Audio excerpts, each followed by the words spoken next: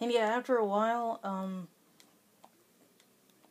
the platforms and the whirlwind, yeah, they all just, stay there. You don't have to talk to the gnomes anymore.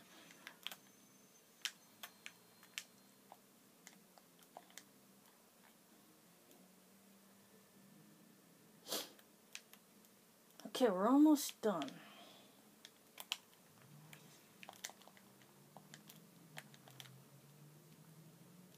Let me see this. Oh, yeah, I just need that one final gem, and it's actually on top of the exit.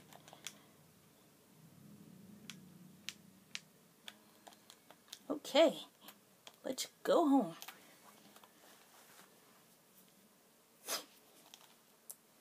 And I really want to finish the game tonight, but I've got most of Midnight Mountain to do, and then I've got the super bonus round. So I don't know how far I'm actually going to get.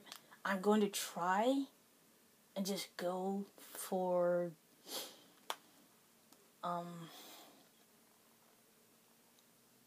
I'm just going to go for as much as I can tonight. And hopefully that will go well. Okay, so let's do this next.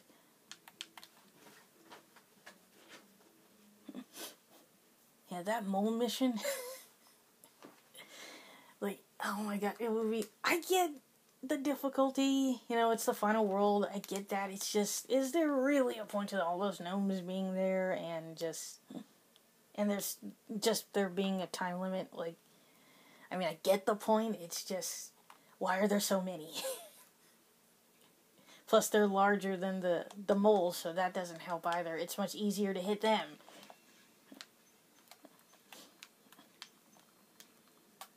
Like, there's not much reason for them to go after the gnomes, the moles, because I'm there. Also, I don't understand the time limit. Like, it's up there with the seal mission. It's like, we're lighting the bomb now. Why? I'm all for challenge, but why? Why is there a timer? Okay, enough of that. Desert ruins. Creepy, gigantic scorpions, and whatever the heck this thing is.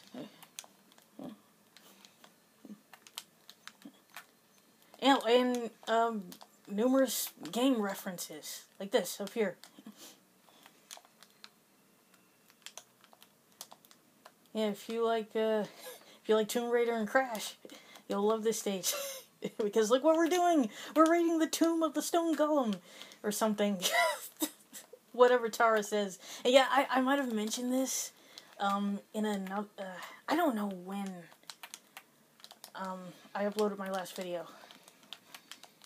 Well, I actually put some up today, but, my last recording, I don't remember when I said it, but I think in a recent recording I mentioned that, I had no idea this chick was a Lara Croft parody.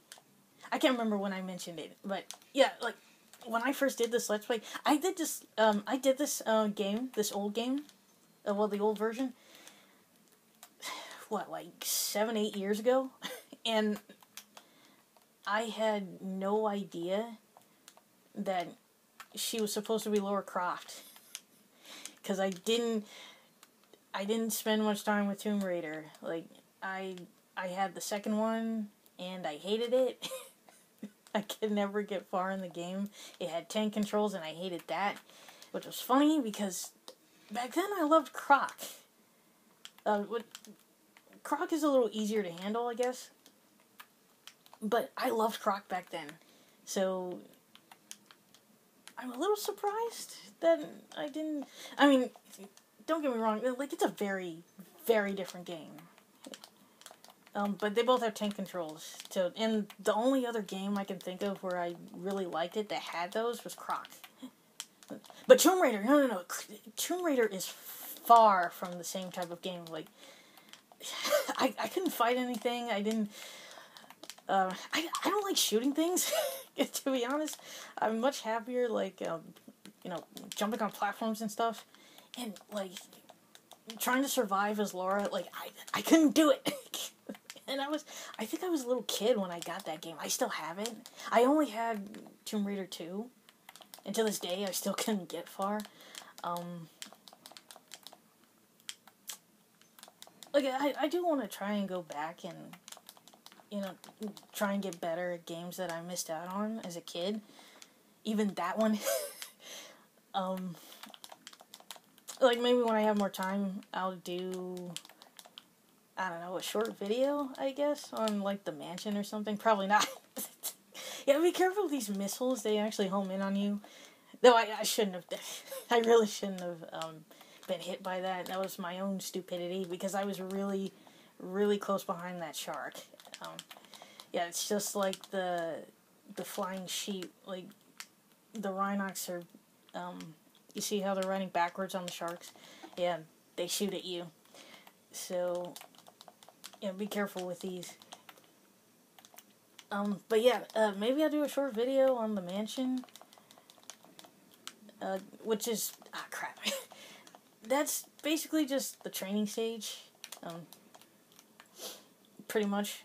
And one other thing I didn't like was that old... anyone who's grown up with Tomb Raider, I'm sure they know exactly what I'm talking about. That old butler that follows you around, I did not like him. Like, as an adult, it kind of makes me laugh. But at the same time, it's kind of sad. because you hear him just making these aching noises, like, ooh, ooh, like, and he's just following you around at a snail's pace with a tray. And it's so sad. But at the same time, it makes me laugh because this old man is so determined to follow you. Like, he follows you wherever you are. Except in the maze. I don't know if I think he follows you in the maze, because there is a maze in that. And I love that I'm talking about a completely different game while I shoot sharks in Spyro.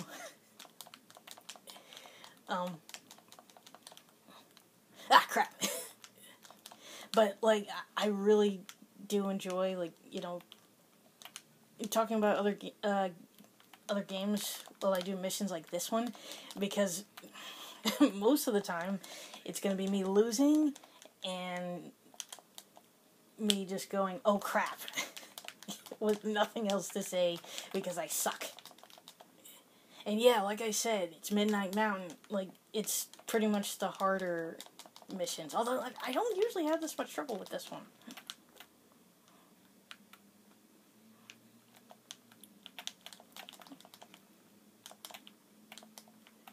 Yeah, these Rhinox are relentless. And yeah, when you're in this area, make sure to shoot the bigger chests while you're still on the stingray, because that's the only way to open them, of course. Alright, one more. And also, there is a skill point here. I'm not going to get it because I just want to collect the gems. But, just like Aquaria Towers in Spyro 2, you can shoot all the seaweed here. Like, all of these right here. And just the lone ones, not the bunches, not the groups. You can shoot all of those and get a skill point. And when we get to Dino Mines... we're going to see a glaring example of how Toys for Bob really, I don't want to say screwed up, because I feel like this was probably intentional. They probably just wanted to, do this the way Insomniac initially intended or something. I don't know. But one thing that really helped me with the original Dino Mines was that you could get the skill point in the Agent 9 mission multiple times. And unfortunately, you can't do that anymore. So, that sucks. So yeah, even with that, Dino Mines might take me a few tries, but at the same time, it was such a big help. And it's gone, unfortunately.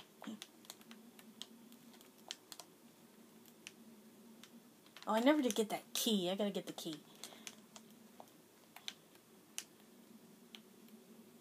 But first, I think I'll do the Sheila mission.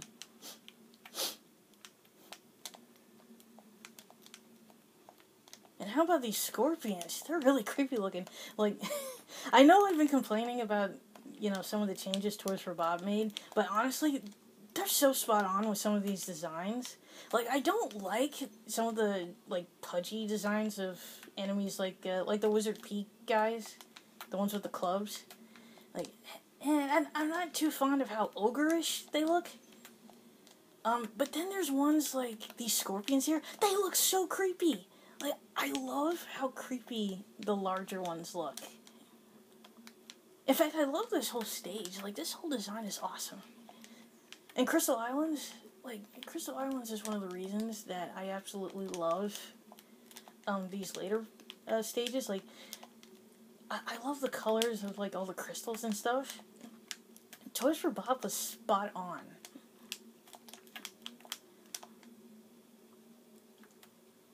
So now,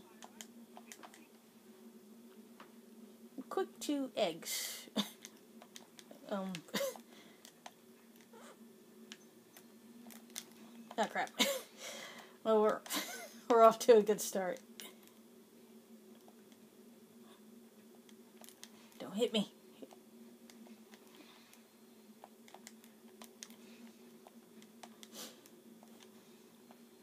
As far as, like, the really difficult missions go, I think we're pretty much done with this stage, so... Like I say that, I'm probably gonna die in, like, this very simple 2-part mission. Well, it's not... I guess not 2 parts, per se. Like, it's just one, steady path to the exit, but you get 2 eggs. But yeah, it's just that shark one, and we're good.